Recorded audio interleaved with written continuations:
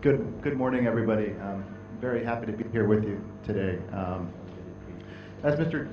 Chowdhury has introduced for us, I think probably the largest environmental issue facing the fossil fuel industry is, of course, global warming and CO2 emissions. And in my view, probably the best way to address this is to shift our energy balance away from coal and oil, which have very large CO2 emissions, and move more towards natural gas to the extent that that's possible. Obviously, in some parts of the world, it's really not possible, but I think India has good prospects for really promoting the exploration production of natural gas here, especially the unconventional gas resources, which is my particular area of research. But there are a number of environmental concerns related, excuse me, related to shale gas development. So I'd like to just give you a few remarks on what some of those are. In North America and in Europe, we hear quite a bit of debate about the potential impacts on groundwater related to hydraulic fracturing. And the public is very concerned, and rightly so, that industry is injecting chemicals that are unknown to the public, and there's a potential for contamination of groundwater. And there have been a number of rigorous scientific studies that have been conducted in recent years in the United States. And from my assessment of this work, I would say that there's really almost no credible evidence of any contamination of groundwater from shale gas fracking operations.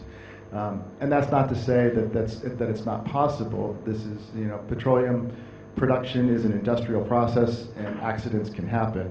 But the standard practices that are used by industry are extremely safe, and this is a risk that can be very well managed. So I would say that from everything that I've seen from a scientific perspective, the risk to groundwater is very, very minimal and very manageable. And the benefits of producing this gas far outweigh the risks of potential contamination to water in the ground.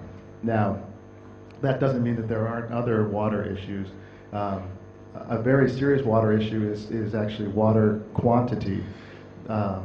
There's quite a bit of water that's used in the hydraulic fracturing process, and so that water has to come from somewhere. And for reasons that aren't entirely clear to me, the water has to be fresh water. The industry is not able to use seawater or even the saline waters that are often produced from other oil operations, would seem to me to be a very a useful way to reuse that water. But for some reason, that apparently at this point is still not very effective. So there is a significant amount of water that's used in these fracking operations. Now, there's a lot of work going on to try and recycle the water in these operations. I think we've heard from other speakers in this conference that one of the big advances in shale gas and shale oil development is that they're drilling multiple wells from a single pad. And so the idea that if they could use the frack water and frack one well and then bring it back up and then use the flowback water to frack a second well and so on, that would be much more efficient and could really reduce this impact of consuming water resources. So that's an area of active research that they're still working on trying to address that issue. Another very significant potential problem related to water is the flowback water. So when you inject fresh water into a shale and begin to frack it, you mobilize a wide variety of minerals. You dissolve the minerals, and you can mobilize heavy metals and even radioactive materials. And then those contaminants are brought back up to the surface. And so the waters that come back from these shale fracking operations have to be treated appropriately. And so that's a concern. But again, the industry has has decades of experience dealing with these types of issues, and so it can be managed, but it must be, you know, well regulated, and you need an industry that's experienced and knows what it's doing there. The one other environmental impact that I would mention is this issue of induced seismicity, that when you inject fluids down to the subsurface at high pressures and fracture rocks, there is potential to move fluid into existing faults and release stress there and actually cause earthquakes to happen. And so that we've seen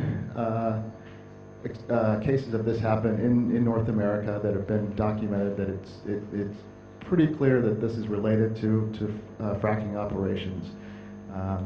And so far we haven't seen any major earthquakes induced by this.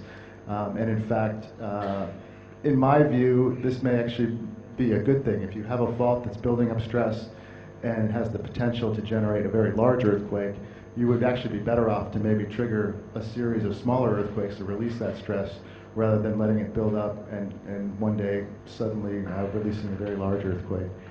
But again, this is something that needs to be thought about, and care needs to be taken, that if development is occurring around areas where there's potential for major seismic activity, that there should be a lot of caution about simply fracking in any possible areas.